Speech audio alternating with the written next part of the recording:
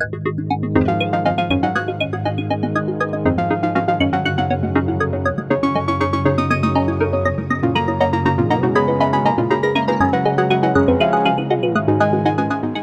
vous avez commencé la poésie?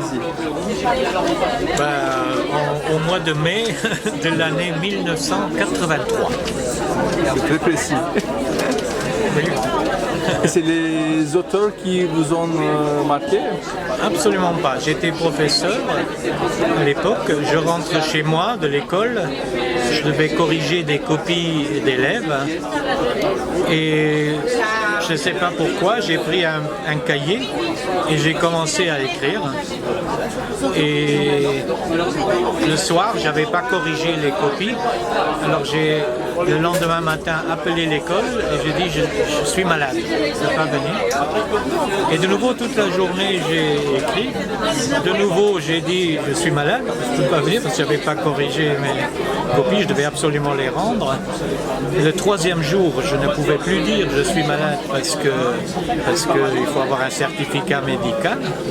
Et donc je suis allé à l'école. Et quand j'ai mis le premier pas dans l'école, je savais que j'allais quitter l'enseignement ce jour-là.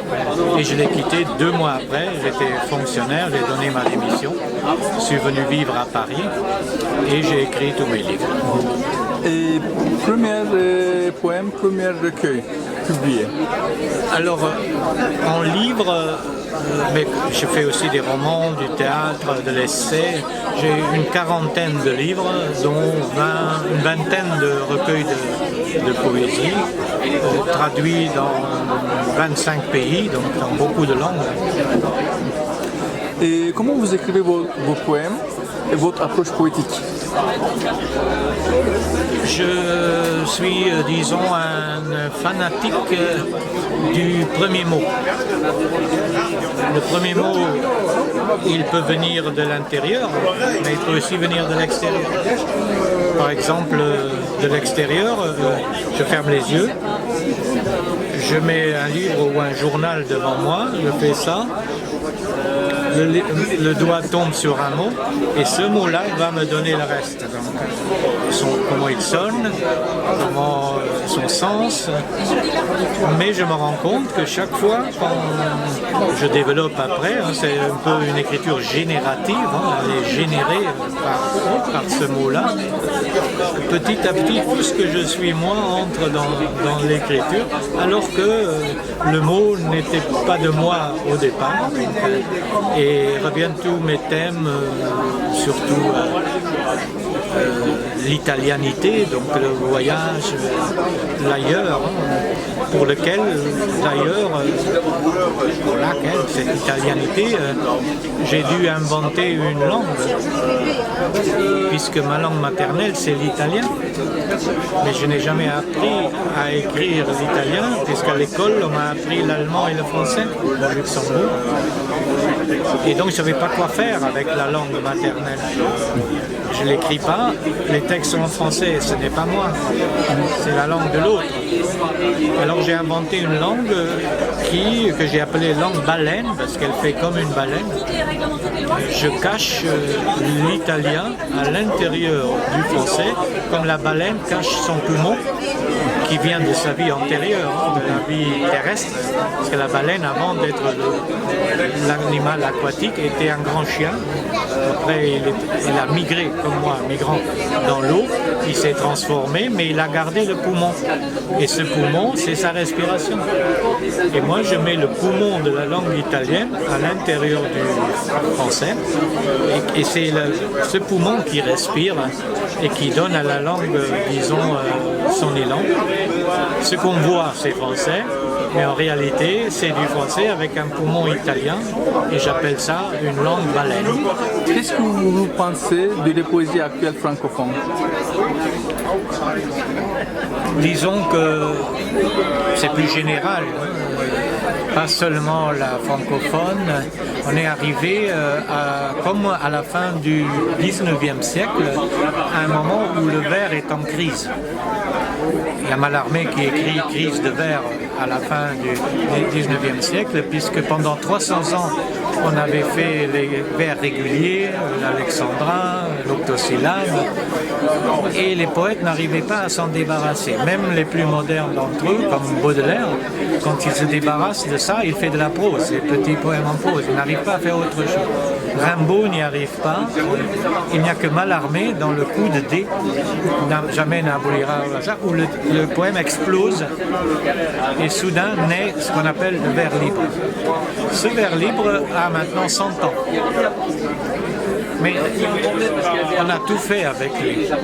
Des vers d'une syllabe, des vers de 32 syllabes. Donc, la prose du transsibérien de Sandrars, qui est de 1913, il y a des vers d'une syllabe et des vers de 32 syllabes.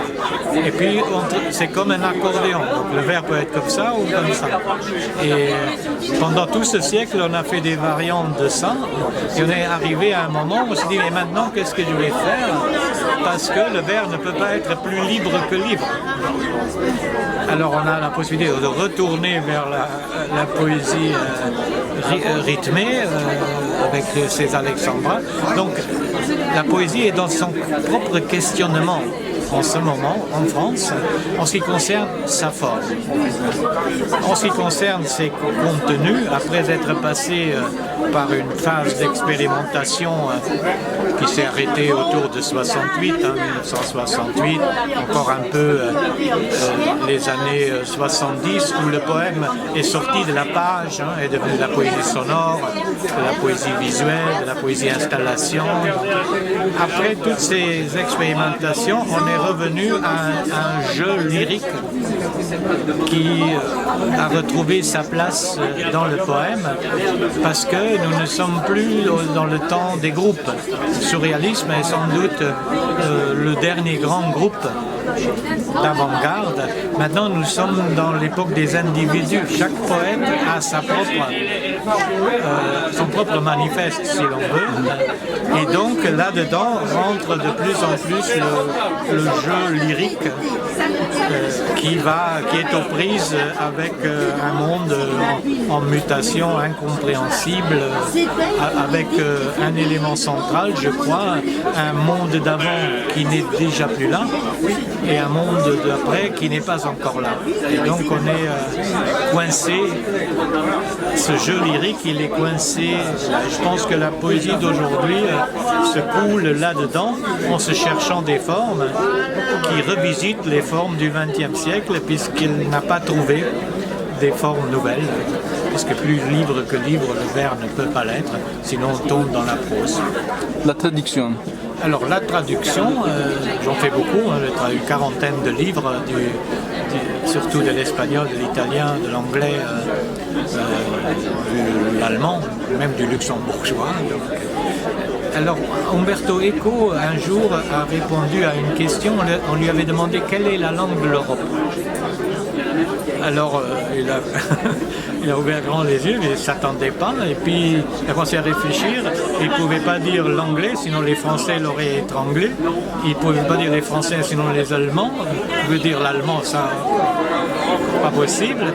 Alors il dit la traduction. Et ça, c'est important. La langue de la littérature, c'est la traduction. Sans la traduction, nous lirions seulement 1%, même pas, de la littérature mondiale. Toutes les grandes œuvres de la littérature, depuis la Bible, l'Odyssée, l'Iliade, l'Énéide, Shakespeare, Dante, tout ça nous arrive par la traduction. Donc c'est quelque chose d'absolument urgent et nécessaire. Sinon, on est pauvre. D'ailleurs, on ne se rend même pas compte qu'on est en train de lire une traduction quand on lit, je ne sais pas, l'Iliade. On pense... voilà. Maintenant, elle est urgente, elle est nécessaire, mais elle est aussi impossible. Pour la simple raison que l'univers poétique, chaque poète crée une langue, crée un univers poétique, et quand on veut le faire passer, lui faire traverser la frontière pour qu'il arrive dans un autre univers, c'est un peu comme la baleine, il doit s'adapter. Et en s'adaptant, il y a des choses qui vont se perdre, mais il y a aussi des choses qu'il va gagner dans la nouvelle langue. Et donc moi je pense que pour la traduction de la poésie, il y a une seule règle. Si j'ai un poème à traduire, il faut que la traduction soit aussi un poème. Et parce que sinon, on n'est pas. Ça c'est un élément. L'autre élément, c'est qu'il faut repartir de Valéry, de Paul Valéry, de sa définition du poème, une hésitation entre le son et le sens. Il y a un pendule dans chaque poème qui va du son au sens. Alors comment dans la traduction en rendre compte puisque les langues ne sonnent pas pareilles. Alors la traduction privilégie souvent le sens. Mais alors elle va perdre la moitié du poème qui est le son, le rythme. Et donc comment retrouver, comment reconstruire les deux choses, ça c'est tout l'art du traducteur. Donc, il y a maintenant une tendance dans la traduction encore très limitée, c'est la traduction expérimentale qui s'appelle la traduction homophone. C'est-à-dire qu'on part d'un sens, d'un son, je sais pas, le mot ombre, et on cherche dans la langue un mot qui sonne comme lui et pas qui a le même sens. En espagnol, ça pourrait être hombre. Et hombre, c'est l'homme. Et l'ombre, c'est pas l'homme. Mais c'est plus près avec le son, ombre de ombre, que si je mettais... bon, ça marche aussi. En français, on dit sombra, ombre. Donc, c'est très près, mais dès qu'on va en allemand, en anglais, c'est très loin les sons. Hein. Dans les langues latines, les sons restent assez près. Donc on peut traduire seulement les sons. Et ça, il y a des poètes qui le font, hein, qui ne font que les sons. Et alors le sens disparaît. On peut traduire que le sens, mais alors le son disparaît. Il faut trouver un équilibre. Et un dernier élément qui me semble primordial, on ne traduit pas d'une langue à une autre langue. On traduit de la langue de ces poètes-là, qui lui seul a cette langue, dans la langue du traducteur qui lui seul a cette langue. Pour le dire avec une boutade, Rimbaud n'écrit pas en français. Rimbaud écrit un Rimbaud, parce que c'est le seul qui écrit comme ça. S'il y en avait un deuxième, ce serait une copie. Baudelaire, il écrit en Baudelaire. Et donc, le traducteur doit trouver d'abord, avant qu'il commence la traduction, quelle est la langue du poète qu'il est en train de traduire, et puis dans sa propre langue, qui n'est pas la même, et qui est seulement la sienne, construire un poème. Est-ce que la poésie est un besoin, une nécessité pour les autres, pour les gens? Au vu de ce qui se passe autour de nous, pour 99% du monde, non. Du moins, on pense que ce n'est pas nécessaire. Très peu de gens lisent un poème. Mais, à quelque part à l'intérieur d'un chacun, il y a comme une nostalgie de cela. Ça explique pourquoi on écoute les chansons qui sont, on peut commencer à discuter, hein, mais c'est quand même des textes, puisque la poésie est née comme ça. La poésie est née chantée, avec même les troubadours au XIIe siècle, 11e, 12e siècle, ils chantaient leur poésie. Puis on a oublié le chant et on l'a mis sur la page, et donc elle s'est un peu éloignée de sa popularité, sinon. Parce que quand on chantait, c'était sur la place du village. Il y avait ceux qui écoutaient, donc il y avait un lien direct, on leur racontait des choses. Même l'Odyssée et l'Iliade, c'est comme ça que ça commençait. C'était des gens qui chantaient dans les fêtes, dans les marchés, et après ça a été mis ensemble et c'est devenu un livre. Et puis maintenant, ce n'est plus seulement, c'est seulement un livre. Et donc faire le pas d'aller acheter le livre pour le lire, ça très peu de gens le font en ce qui concerne le poème. Donc très peu. D'ailleurs les tirages des livres sont 500 exemplaires, hein, alors que le roman peut aller jusqu'à 1 million d'exemplaires. Donc il y a donc quelque part un besoin caché à l'intérieur sans doute de tout un chacun de revenir vers revenir vers des mots qui touchent directement tout ce qu'on est comme être humain, puisqu'on est dans un monde qui nous en éloigne de plus en plus, qui morcelle, qui détruit la langue. Donc il y a ce besoin-là, mais en même temps, ça ne devient pas concret. Ce besoin, il n'est pas ressenti. Il est là et il n'est pas ressenti. Mais dès qu'on va quelque part, n'importe où, dans un EHPAD, dans une école où il y a des petits-enfants, dans une réunion de syndicats, et on leur lit des poèmes, on voit qu'ils s'approchent l'oreille, ils sont émus. Et ça, c'est ce besoin caché qui est à l'intérieur, mais qui malheureusement ne se manifeste pas dans la réalité, où elle est très loin. Cela dit, un dernier mot, quand on parle des romans, on dit souvent « Ah, il y a beaucoup de poésie dans ce roman ». Là, soudain, on la redécouvre. Ou on dit « Ah, la vie de cet amour-là, il est poétique ». Donc les mots autour de la poésie sont assez utilisés dans beaucoup de domaines, même dans la science. Quand on parle des sources blanches là-haut, ou rien que les constellations, c'est déjà de la poésie en soi. Mais quand il s'agit d'acheter un livre de poèmes ou de poésie, eh ben, on ne fait pas ce pas-là, on ne ressent pas ce pas-là. Et si tu demandais dans un micro-trottoir à Paris, Saint-Germain-des-Prés, les gens, est-ce que vous avez un besoin de poésie? 99% vont dire, c'est pas mon premier besoin.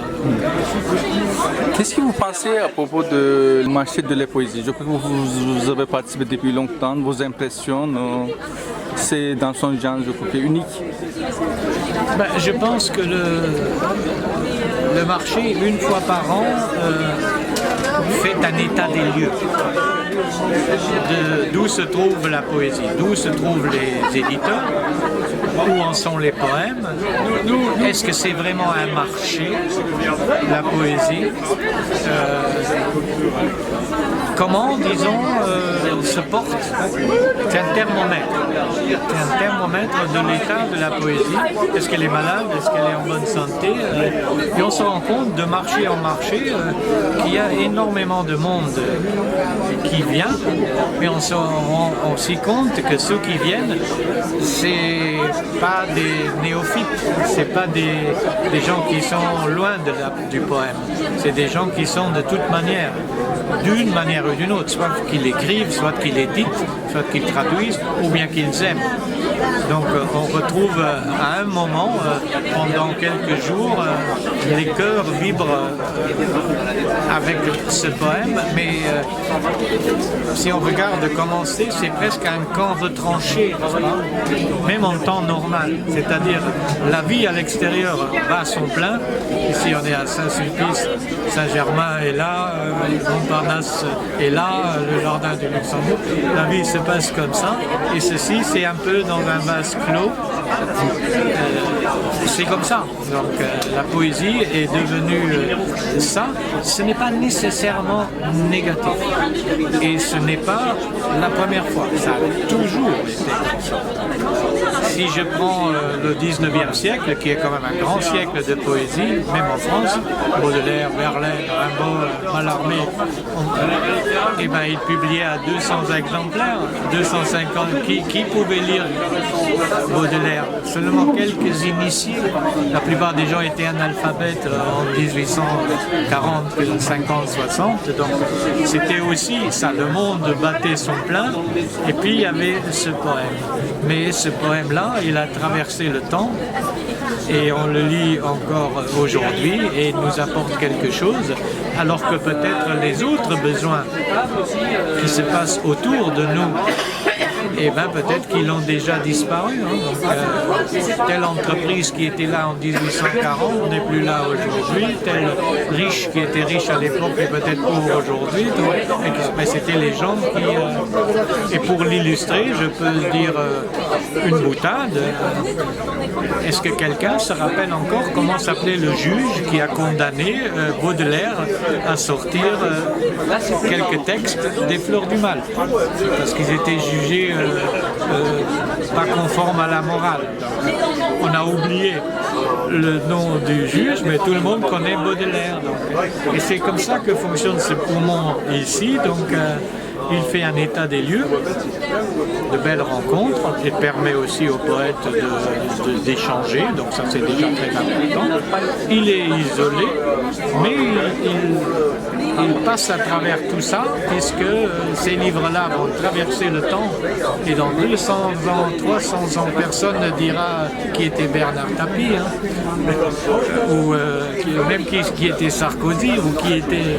Les gens vont dire il y a eu tel écrivain au XXe siècle, ou tel peintre, ou tel musicien. Un très court, j'ai fait au hasard. Je fouille dans la cendre comme on fouille dans un passé, jusqu'à ce qu'un alphabet, plus vieux que l'alphabet, me fasse signe d'allumer un contre-mot. Ne faut-il pas dire non avant de frapper à la porte? Je frappe 3 coups d'abord, puis 3 autres, comme si je n'avais pas oublié le mot de passe, et je passe. Ce manteau-ci flotte comme un mouchoir à l'entrée de la grotte. Il y a un début à tout. D'abord viennent les manches vides et je sais que la mort n'a pas de bras. Elle n'a pas de boutons non plus. Et la rose à la boutonnière est morte elle aussi. On allume alors un contre-feu et quand les flammes font leur cinéma sur les braises, le bateau qui passe au loin baisse ses voiles et l'histoire recommence. Toi, tu agitais un mouchoir au début. À la fin, tu en agitais un autre. Et entre les deux, le vent se taisait. Et ne me dis pas que tu t'appelles Ulysse. Ton feu ancien éclair.